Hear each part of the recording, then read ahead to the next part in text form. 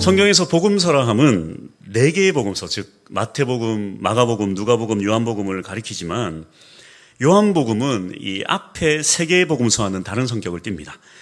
앞에 3개의 복음서, 마태복음, 마가복음, 누가복음은 공관복음이라고 합니다. 왜냐하면 이 3편 모두 예수님의 생애와 교훈을 비슷한 서술법으로 기록하고 있기 때문에 이 3개의 복음서는 공관복음이라고 부른다면 이 요한복음은 전혀 다른, 이 앞서 3개의 복음서와는 전혀 다른 신학적 관점으로 서술하고 있습니다.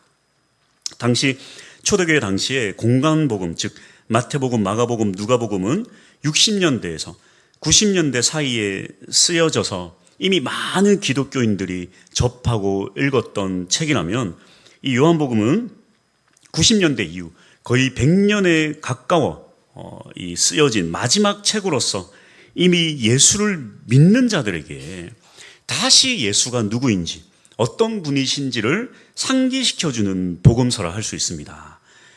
그때 당시에 어떤 일이 일어납니까? 예수님에 대한 많은 오해들, 또 이단들이 생겨나고 또 끝나지 않는 과 핍박으로 믿음이 흔들리는 사람들이 많아지는 이러한 시점에서 예수님은 완전하신 하나님이신 것을 강조하고 있는 것입니다. 그래서 이 요한복음을 살펴보면 공관복음과는 다른 특징이 있는데 바로 7번의 자신에 대한 선포와 또 7개의 기적입니다. 이 7번의 자기 선포가 무엇인가? 구약에서 보면 하나님은 숨겨져 있다고 제가 지난번에 설교를 한번 했었습니다. 모세가 하나님의 명령을 받는데 하나님, 내가 하나님이 누군지는 그래도 알아야 되지 않겠습니까? 하나님 도대체 누구십니까? 물었더니 하나님이 뭐라고 대답하십니까? 나는 스스로 있는 자다. 한글 번역에는 그렇게 되어 있고요. 원어 그대로 번역하냐면 뭐라고 되어 있습니까? 나는 나다. 나는 나다. 당신은 누구십니까? 나는 나다. 도저히 누군지 알 수 없는 대답이죠. 나는 나다. 그러니까 구약에서 하나님은 그저 하나님은 하나님이신 거예요. 그분이 도대체 누구인지 도저히 알 수 없는 존재이신 거죠. 그런 하나님께서 이제 이 예수님을 통하여 하나님이 누구신지 밝히시는 게 바로 이 7번의 자기 선포입니다. 근데 예수님이 뭐라고 선포하십니까? 나는 누구인가? 나는 나다로 끝나는 게 아니에요. 나는 생명의 떡이다. 나는 세상의 빛이다. 나는 양의 문이다. 나는 선한 목자다. 나는 부활이요 생명이다. 나는 길이요 진리요 생명이다. 나는 참 포도나무다. 이렇게 예수님께서 하나님이 누구인지에 대해서 선포하고 계신 것입니다. 또한 이 요한복음에는 이 7번의 자기 선포와 함께 이것에 연결된 7개의 기적만을 선별하여 보여주고 있는데요. 이 오병이어의 기적을 제외하고는 나머지는 이 요한복음에만 나와 있는 표적들입니다. 그래서 첫 번째 표적이 무엇입니까? 물을 포도주로 변화시키고, 두 번째는 왕의 신하의 아들을 말씀으로만 고치시고, 세 번째는 양의 문 옆에 있는 베데스다 연못에 있는 이 38년 된 병자를 고치시고, 네 번째는 오병이어의 기적을 일으키시고, 다섯 번째는 물 위를 걸으시고, 여섯 번째는 맹인을 고치시고, 일곱 번째는 죽은 나사로를 살리시는 것입니다. 이 둘을 이렇게 연결해 보면 이렇습니다. 첫 번째, 나는 생명의 떡이다. 이것은 무엇과 연결됩니까? 오병이어의 기적과 연결됩니다. 예수님께서 생명의 떡으로서 많은 사람을 먹이듯이 우리의 영혼도 먹이시는 분이시죠. 두 번째, 나는 세상의 빛이다. 빛으로서 나면서부터 보지 못하는 맹인을 고치십니다. 세 번째, 나는 양의 문이다. 양의 문이 뭐냐면 목자가 양의 문을 지킵니다. 그래서 양이 들어가고 나가고 하는 것을 오직 목자만 지킬 수 있어요. 그래서 이 양의 문 곁 베데스다 연못에서 38년 된 병자를 예수님께서 고쳐주심으로써 예수님이 양의 문인 것을 나타내십니다. 네 번째, 나는 선한 목자다. 이것은 물 위를 걸으시는 것으로서 연결시킬 수 있는데, 여러분, 이 선한 목자 비유에서 예수님께서 뭐라고 하시냐면 내 양은 내 목소리를 듣고 따라온다. 베드로가 어떻게 합니까? 모두가 다 예수님을 귀신으로 알아요. 물 위를 걷는 예수님을. 그런데 베드로는 예수님의 목소리만 듣고 예수님을 따라서 물 위를 걷는 것입니다. 그리고 다섯 번째, 나는 부활이요 생명이다. 죽은 나사로를 살리십니다. 여섯 번째, 나는 길이요 진리요 생명이다. 왕의 신하의 아들을 살리시죠. 그 왕의 신하가 어떻게 합니까? 예수님의 말씀만 듣고 믿고 가다가 길에서 종을 통해서 아들이 살았음을 듣게 되는 것입니다. 그리고 7번째, 나는 참 포도나무다. 물을 포도주로 바꾸시는 기적과 연결시킬 수 있습니다. 왜냐하면 오직 가지는 참 포도나무에 붙어 있어야만 열매를 맺을 수 있고 하나님의 기쁨이 되듯이 포도주는 기쁨과 축복을 상징하기 때문입니다. 그래서 성경에서는 이 7은 완전수예요. 이 말은 예수님의 7번의 자기 선포와 또 7번의 기적을 통해서 예수님은 완전하신 하나님이시다라는 것을 이 요한복음은 우리에게 알려주고 있는 것입니다. 요한복음 20장 30절에서 31절, 예수께서 제자들 앞에서 이 책에 기록되지 아니한 다른 표적들도 많이 행하셨으나 오직 이것을 기록함은 너희로 예수께서 하나님의 아들 그리스도이심을 믿게 하려 하며 또 너희로 믿고 그 이름을 힘입어 생명을 얻게 하려 함이라. 오직 이것만 기록함은 다시금 이 예수님은 하나님의 아들인 것을 너희로 믿게 하려 합니다. 그리고 그 이름을 힘입어서 생명을 얻게 하려 합니다. 지치고 쓰러진 자들, 예수를 믿다가 환난과 핍박 속에서 무너진 자들을 다시금 예수님을 믿고 다시금 힘을 얻게 하려는 것이 바로 이 요한복음의 핵심입니다. 특히 이 7개의 표적 중에서 이 마지막 표적인 나사로를 살리는 표적은 아주 표적 중에 절정이라고 할 수 있는데요. 이 표적 중의 절정을 통해서 예수님에 대해서 우리는 무엇을 알 수 있을까요? 요한은 우리에게 무엇을 알려주려고 할까요? 오늘 본문의 이 소제목을 보면 죽은 나사로를 살리시다라고 나옵니다. 예수님께서 나사로를 살리셨습니다. 왜 예수님께서 나사로를 살리셨는가? 예수님은 그동안 수많은 병든 자, 귀신 들린 자를 다 고치셨습니다. 그런데 다 예수님을 찾아온 자들을 살려주셨어요. 그리고 죽은 자를 살리는 것이 이번 한 번만도 아닙니다. 그러나 이 나사로의 이야기는 요한복음 11장 전체를 할애할 만큼 매우 중요하게 다루고 있는데요. 어째서 나사로를 살리셨을까요? 나사로가 무슨 예수님을 찾아갔다거나 병을 고쳐달라고 애원한 것도 아닌데. 근데 이 말씀을 잘 읽어보면 이 나사로에 대해서 우리는 알 수 있는 것이 별로 없습니다. 나사로가 도대체 어떤 사람인지, 나사로의 믿음은 어떠한 믿음인지 알 수가 없어요. 무슨 나사로가 믿음이 좋아서인지 어떤 이유가 있어야 될 텐데 성경에서는 나사로의 선함이나 그의 특징이 전혀 나와 있지 않습니다. 더욱이 그가 어떤 대단한 믿음이 있다거나 그런 내용 전혀 성경에 없어요. 왜? 무슨 이유로 예수님은 나사로를 살려주셨을까요? 왜 성경은 나사로의 이야기를 이토록 중요한 위치에 이렇게 긴 분량을 할애하며 우리에게 내용을 전달하고 있을까요? 본문을 통해 그 이유를 찾아본다면 딱 한 가지를 발견할 수 있는데요. 그것은 다름 아닌 예수님께서는 나사로를 사랑하신다라는 것입니다. 오늘 본문은 예수님께서 이 나사로를 사랑했다는 사실을 아주 무척이나 강조하고 있습니다. 요한복음 11장 3절, 이에 그 누이들이 예수께 사람을 보내어 이르되 주여 보시옵소서 사랑하시는 자가 병들었나이다 하니, 예수님께서 사랑한다는 거예요. 3절뿐만이 아닙니다. 3절을 포함하여 오늘 본문은 3번이나 나사로를 사랑한다고 나옵니다. 5절 말씀, 예수님께서 본래 마르다와 그 동생과 나사로를 사랑하시더니, 사랑한대요. 사랑한답니다. 또 예수님은 나사로를 뭐라고 부르시는가? 요한복음 11장 11절, 이 말씀을 하신 후에 또 이르시되 우리 친구 나사로가 잠들었도다. 우리 친구 나사로. 여기 이 친구라는 말의 원어는 피로스, 이 3절에 나오는 필로스라는 사람과 이 동일한 의미를 가지고 있습니다. 그래서 이 친구는 사랑하는 친구예요. 사랑하는 친구. 그러니까 오늘 본문에서 강조하고자 하는 것은 나사로의 믿음도 아니고 나사로의 부활도 아니고 예수님께서 나사로를 사랑하신다는 거예요. 요한복음에서 강조하는 강조점은 바로 이것입니다. 완전하신 하나님이신 예수님께서 우리를 사랑하신다는 거예요. 우리를 사랑하신다는 것입니다.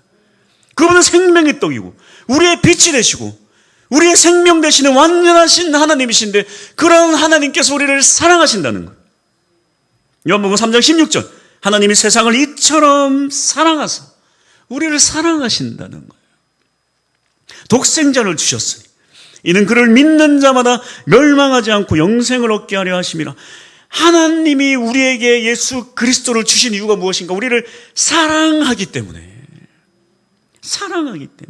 도대체 무엇 때문에 이 땅에 오셔서 그 모진 십자가를 지시고 고난을 당하시고 수모를 당하시는가? 이유는 단 한 가지, 우리를 사랑하시기 때문에. 그래서 하나님이 우리에게 요구하시는 것도 이것 한 가지예요. 사랑입니다. 사랑. 요한복음 3장 19절 그 정죄는 이것이니 곧 빛이 세상에 왔으되 사람들이 자기 행위가 악함으로 빛보다 어둠을 더 사랑한 것이니라. 왜 사람이 정죄를 받고 심판을 받는가? 하나님을 사랑하지 않기 때문에. 우리를 사랑하시는 예수님께서 우리에게 요구하시는 것은 바로 이것입니다. 사랑이에요. 사랑. 요한복음 13장 34절 새 계명을 너희에게 주노니 서로 사랑하라. 내가 너희를 사랑한 것 같이 너희도 서로 사랑하라. 예수님이 먼저 우리를 사랑하셨습니다. 지난주 설교를 통해 좋은 땅이란 무엇인가에 대해서 제가 말씀드렸습니다. 좋은 땅이 무엇입니까? 내가 좋은 땅을 만드는 게 아니라 바로 예수라는 보물을 발견한 사람, 예수를 소유한 사람이 좋은 땅이 되는 것이다. 그래서 예수를 믿는 자는 자동으로 좋은 땅이 되는 거예요. 그래서 열매를 맺는 땅이 되는 것입니다. 결실에서 30배, 60배, 100배의 결실을 맺는 것입니다. 그렇게 좋은 땅으로서 열매를 맺게 하시는 이유가 무엇인가? 요한복음 15장 16절 너희가 나를 선택한 것이 아니요 내가 너희를 택하여 세웠나니 이는 너희로 가서 열매를 맺게 하고 또 너희 열매가 항상 있게 하여 내 이름으로 아버지께 무엇을 구하든지 다 받게 하려 하심이라. 좋은 땅이 되어서 열매를 맺게 하는 이유가 무엇인가? 무엇을 구하든지 다 받게 하기 위하여. 왜 그렇게 열매 맺게 하고 구하는 대로 다 주시는 이유가 무엇입니까? 요한복음 15장 17절 내가 이것을 너희에게 명함은 너희로 서로 사랑하게 하려 함이라. 모든 근본적인 이유는 다 사랑하게 하기 위함입니다. 할렐루야! 사랑하게 하기 위함이에요. 이 사실을 잊으면요 우리가 길을 잃어요. 길을. 그리스도인들이 세상의 욕을 먹고 잘못 살아가는 이유도 바로 길을 잃어서요. 축복은 받아요. 능력도 받아요. 열매까지 받았어요. 무엇을 위해 쓰는가? 자기 자신을 위해서 쓴다는 거예요. 자기 자신을 위해서 쓴다. 그 축복받아서 자기 자신만을 위해서 쓴다는 거예요. 잘못 가도 한참 잘못 갔어요 지금. 왜 좋은 땅이 되게 하는가? 왜 열매를 맺게 하는가? 왜 우리를 사랑하시는가? 왜 우리를 죽기까지 사랑하는가? 이것 때문입니다. 너희도 서로 사랑하라고. 사랑이에요, 사랑. 길을 잃었어, 길을.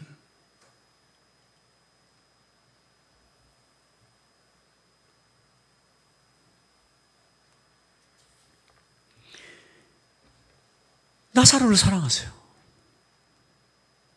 나사로를 살리십니다. 뿐만 아니죠. 우리를 사랑하십니다. 그래서 우리도 살리실 것입니다. 그렇게 하는 이유가 무엇입니까? 바로 서로 사랑하라고. 자, 보십시오. 예수님이 나사로를 사랑했습니다. 나사로뿐만 아니라 성경을 보면 그의 누이들 마르다와 마리아까지도 사랑했어요. 그런데요. 예수님의 사랑에는 단 한 가지 요구되는 게 있다고 했습니다. 그것은 바로 우리도 예수님을 사랑하는 것입니다. 그래서 보면 마르다와 마리아도 예수님을 사랑하는 것을 우리가 알 수 있어요. 마르다를 보십시오. 예수님 오시면요. 그냥 두 손 두 발 다 제쳐놓고 예수님 대접하고 제자들 대접하는데 여념이 없어요. 마리아는 어떻습니까? 예수님 오시면 그냥 예수님 말씀만 들어요. 이 둘이 예수님을 사랑한 것도 알 수 있어요.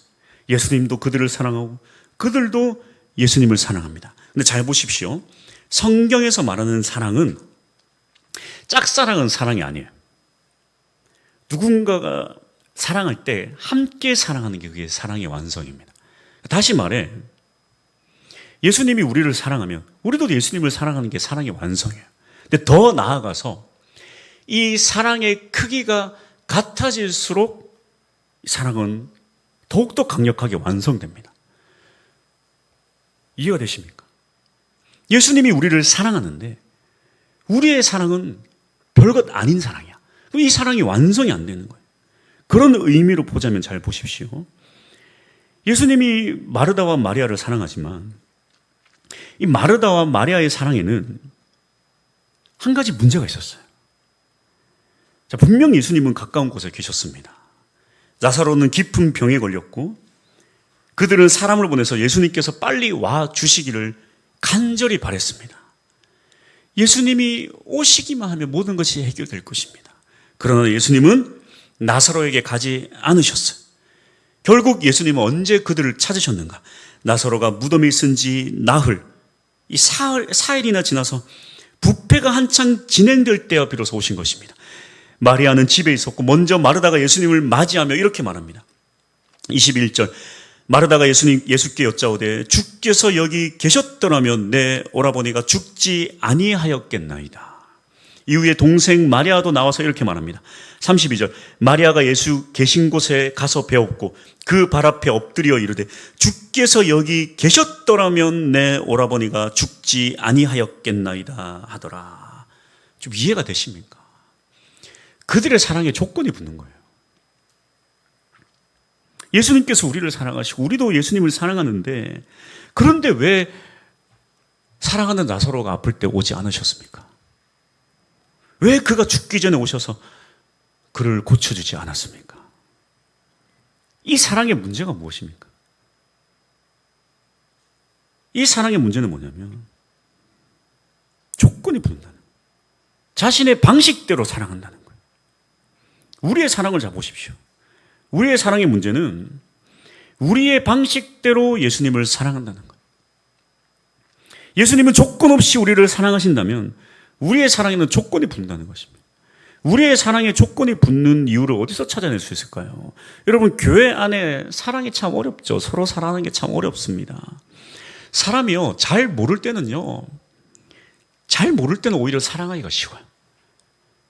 우리 또 학생들 보면 학기 초가 되면 서로 다 이렇게 웃으면서 이렇게 인사를 할 수 있지만 이 사람이라는 게 어떻습니까? 조금만 깊이 알면요 참 사랑하기 어렵습니다. 사람은요 잘 모를 땐 오히려 저 사람 착하다 괜찮다 그러는데 알면 알수록 실망뿐이에요. 얼마나 사람이 실망스럽습니까? 용납이 안 돼요. 사랑하지 못할 이유가 한두 개가 아닙니다. 그래서 여러분 이렇게 좀 교회가 정체되고 그러면요 막 교회에 가보면 서로 막 너무 미워해요. 미워하는 이유를 보면 이해가 돼. 저 사람이 나한테 어떻게 했는 줄 알아? 이렇게 했고 저렇게 했고 이렇게 했고 이렇게 했어. 그 이유를 들어보면 이해가 돼요. 야, 그렇게까지 했다고? 미워할 만하네. 전부 다 미움의 대상이에요. 전부 다 미움의 대상이에요. 이래서 사랑하지 못하고 저래서 사랑하지 못하고. 그래서 예수님께서 뭐라고 하십니까? 우리가 배워야 할 것은 바로 예수님의 사랑이에요. 요한복음 13장 34절 내가 너희를 사랑한 것 같이 너희도 서로 사랑하라. 중요한 사실은요 마르다와 마리아가 예수님을 원망하고 있을 그때에도 예수님은 언제나 그들과 함께 했다는 거예요. 몸만 함께해야 함께하는 것입니까? 예수님의 마음은 언제나 그들과 함께 있었다는 거예요. 처음부터 나사로를 염두에 두고 있었고 이 일을 통하여 하나님의 놀라운 일을 행하고자 예수님은 마음을 먹었던 것입니다. 요한복음 11장 15절 내가 거기 있지 이는 너희로 믿게 하려 함이라 그러나 그에게로 가자 하시니 다시 말해 내 눈에 전혀 보이지 않는다고 할지라도 주님은 언제나 어떤 환경에도 여전히 우리를 사랑하시고 여전히 우리와 함께 하신다는 거예요. 지금 우리의 인생이 고통 가운데 있을지라도 여전히 우리와 함께하고 계신다는 것입니다. 할렐루야. 이 사실을 믿기 바랍니다. 이것이 바로 믿음입니다. 이것이 바로 믿음이에요. 결론입니다. 오늘 본문의 처음은 이렇게 시작합니다. 어떤 병자가 있으니 나사로가 병들었다 하지 않고 어떤 병자가 있으니 병자에 초점을 맞춰요.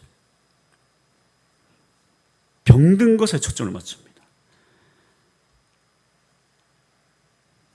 하나님 없는 모든 인생은 병든 인생입니다. 그것도 죽음의 병이에요. 그러나 성경은 뭐라고 말합니까? 이 죽음의 병에 대해 놀라운 관점으로 성경은 선포하고 있어요. 죽음의 병조차도 예수님을 만나면 하나님의 영광이 된다는 것입니다. 요한복음 11절께서 들으시고 이르시되 이 병은 죽을 병이 아니라 하나님의 영광을 위하며 하나님의 아들이 이로 말미암아 영광을 받게 하려 함이라 하시니라. 나사로의 병은 사람의 입장으로 보면 죽음에 이르는 병이지만 예수님 말씀하십니다. 이 병은 죽을 병이 아니라 하나님의 영광을 위함이다. 무슨 말입니까? 다시 말해 예수님이 사랑하는 사람은 죽음에 이르는 병에 걸릴지라도 결코 죽음으로 끝나지 않는다. 죽음이 인생의 종착역이 아니다. 성도의 삶은 죽음조차도 하나님의 영광이 된다. 죽음은 저주이지만 주를 위해 순교한 주님의 제자들은 그들의 죽음을 통해 하나님의 영광 받으셨어요.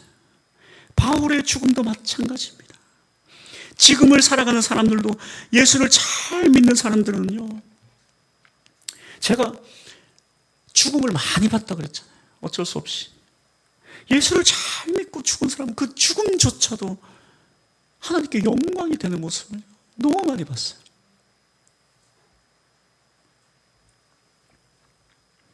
주님은 우리를 사랑하시고 결국은 우리를 다시 살려주실 것입니다.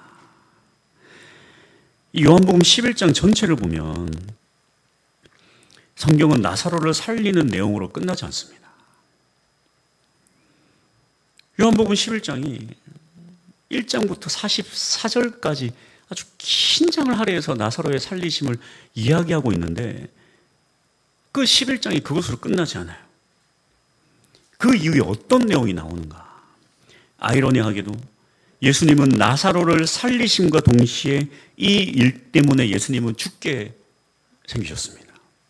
요한복음 11장 53절 이날부터는 그들이 예수를 죽이려고 모의하니라.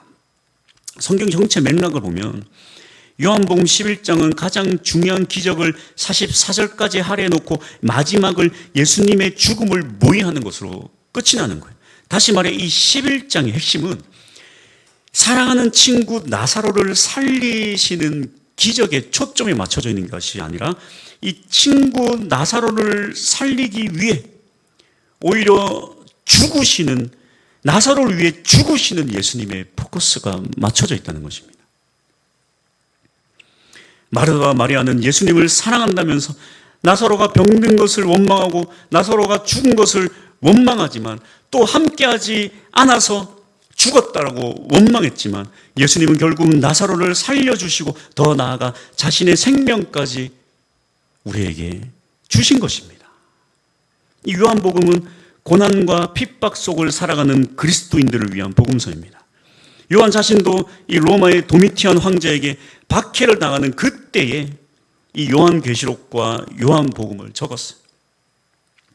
우리의 이 상황이, 고난과 고통의 상황이 예수님의 사랑을 빼앗을 수가 없다. 수많은 그리스도인들이 박해로 죽어갔지만 그들의 죽음이 예수의 사랑을 빼앗을 수 없다. 요한복음에서 말하는 사랑의 조건은 바로 이것입니다. 무엇 때문에 예수님을 사랑하는가? 무엇 때문에? 기적을 베풀어줬기 때문에, 오병이어의 기적으로 먹을 것을 잔뜩 줬기 때문에, 배불리 먹게 해줬기 때문에, 부자가 되게 해주기 때문에. 여러분 요한복음 이 전에 있는 기적들에 초점을 맞춰보십시오.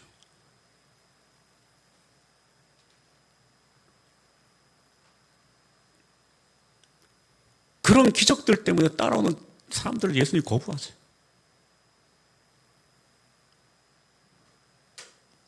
요한복음에서 요구하는 사랑은 바로 이것입니다. 어떠한 기적 때문에 기뻐하는 것이 아니라, 어떤 조건 때문이 아니라 예수님 한 분만으로 그분을 사랑하라는 것입니다. 왜 그렇습니까? 이미 모든 것을 다 주셨는데 도대체 무엇을 또 요구한다는 것입니까? 이미 모든 것을 다 주셨는데, 죽음조차도 이길 수 있는 영생을 주셨는데 도대체 지금 너희가 무엇 때문에 예수를 멀리 하려고 하는가? 무엇 때문에 예수를 떠나려고 하는가? 지금 눈앞에 보이는 고난 때문에 예수를 떠나려고 하고 이미 모든 것을 다 주셨는데 그 어떤 욕구로, 그 어떤 목적으로 예수를 사랑하지 말라.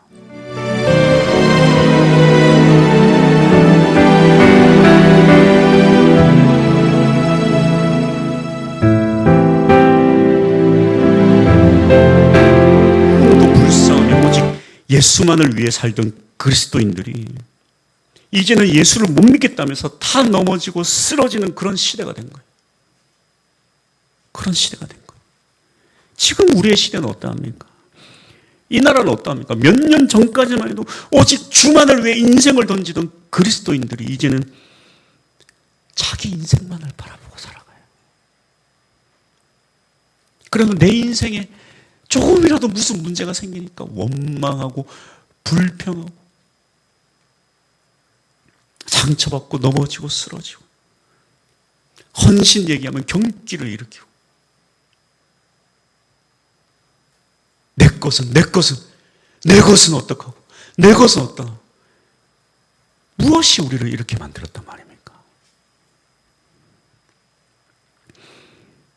요즘 시대를 원망과 불평의 시대라고 하잖아요. 어떤 한 사람이 뭐 전문가는 아니에요. 그냥 신세 한탄하는 한 사람이 쓴 글이 인터넷에서 화제가 됐는데 그런 글을 적었더라고요. 이 시대 20대 30대가 당신들이 아무리 힘들다 해도 지금 50대 60대 70대 어른들에 비해서는 절대 힘들다고 나는 인정할 수 없다. 그 사람 그렇게 글을 적은 거예요. 지금 20, 30대가 아무리 힘들어도 지금 60대 70대 어른들에 비해서 힘들다고 나는 절대 인정할 수 없다. 너희가 그 과거의 힘듦을 아느냐? 그 배고픔의 힘듦을 아느냐? 굶주림의 힘듦을 아느냐? 지금의 너네가 힘들다는 건 뭐냐? SNS에 누구는 오마카세 먹으러 가는데 나는 먹지 못한다. 그거 지금 힘들다고 지금 난리치는 거 아니에요? 누구는 SNS에 명품 옷을 입는데 너는 그거 못 입는다고 지금 힘들다 그러는 거 아니에요? 나는 인정할 수 없다. 그런 글을 적었어요. 그러면서 이 SNS가 우리나라의 상위 1%만 할 수 있는 그런 부자들이나 할 수 있는 그런 걸 보면서 나는 그를 부자처럼 못 산다, 해외여행 못 간다, 뭐 못한다, 불평불만하면서 그렇게 원망하는 거 아니에요. 나는 너네들의 힘듦을 나는 인정할 수 없다. 그런 식으로 글을 적었던 게 뭐 수많은 사람들이 댓글을 적었어요. 옳다. 그러면서 너 노인네냐? 뭐 그런 걸 적었냐? 이제 뭐 악평도 하고 뭐 그런 글이 어쨌든 이게 좀 논란이 되었습니다. 문제는 무엇입니까? 문제는. 그래요. 세상 사람들은 그럴 수 있어요. 세상 사람들은 SNS 보면서 여러분 저도 뭐 SNS를 안 하는 건 아니지만 요즘 잘 안 합니다. 왜냐하면 SNS가 결국 사람을 굉장히 불행하게 만들더라고요. 잘 보십시오. SNS는 앞뒤 맥락을 다 자르고 세상에서 가장 행복했던 단 한 컷의 사진만 올립니다. 사람들이. 이해가 되십니까? 내 불행한 걸 올리는 게 아니라 가장 행복한 한 컷만 올려요. 그 수많은 사람들이 그 컷을 보면서 나 말고 모든 사람은 이렇게 사는데 나는 이렇게 불행하게 산다. 그래서 SNS를 하면 할수록 불행해진다. 문제는 뭐냐면 세상에 빛이 되어야 할 그리스도인들이 똑같이 살아간다는 거예요. 똑같이 불행하고 똑같이 원망하고 똑같이 불평하며 살아간다는 거예요. 그러면서 그 기도의 주된 이유가 뭐냐면 나도 주님 나도 좀 잘 살게 해주시고 나도 좀 이것 좀 주시고 저것 좀 주시고 왜 나에게 그것도 안 주시고 이것도 안 주시고 예수의 사랑을 다 잃어버렸다는 거예요. 원래 그리스도인들은 죽음 앞에서도 주를 찬양하고 영광 돌렸던 자들인데 원망과 불평으로 가득 차버렸다는 것입니다.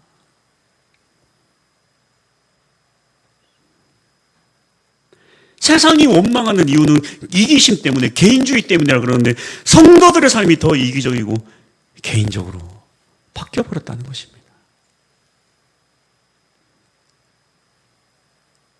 여러분 어떠합니까?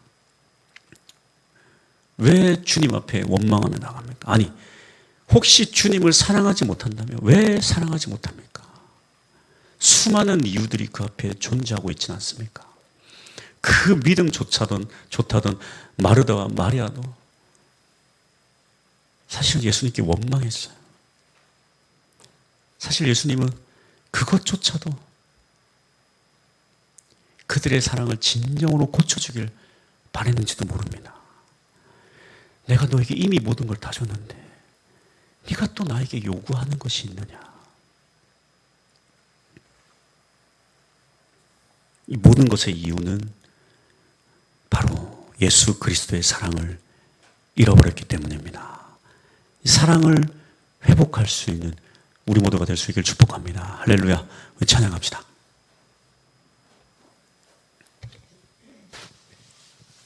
우리 충만교회가 다시금 사랑을, 믿음을 회복하기 원합니다. 우리가 한번 생각을 해봐야 돼요. 왜 내 인생은 불평과 불만으로 가득 채워져 있을까? 혹은 예수님에 대한 사랑이 식어버린 이유는 무엇일까? 이유는 간단합니다. 이미 모든 것을 다 주신 예수 그리스도의 사랑을 우리가 잊고 살아갈 가능성이 매우 큽니다. 우리는 다시 예수의 사랑을 회복해야 돼요. 함께 없어서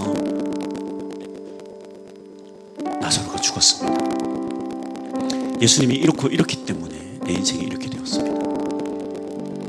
무엇 때문에 고달픕니다. 어렵습니다. 그러한 때문에의 믿음이 아니라 이미 모든 것을 다 주신 예수님의 사랑을 회복하기 원합니다.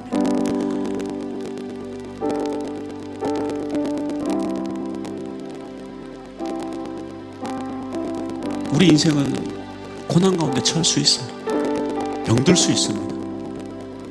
무엇 하나 제대로 안 될 수도 있어요. 그러나 성경에서 말하는 예수님은 그 어떠한 상황 가운데서도 우리에 대한 사랑을 예수님은 단 한 번도 끊은 적이 없으시고, 예수님은 단 한 번도 그 모든 관심을 우리에서 그 관심을 놓으신 적이 없어요. 끝까지 함께 하시는 분이십니다. 이 사실을 붙잡고 나아갈 수 있는 우리 모두가 될 수 있기를 축복합니다. 예수 그리스도의 사랑을 회복하는 우리의 인생 될 수 있기를 축복합니다. 할렐루야. 우리 주님 앞에 찬양을 나갑시다.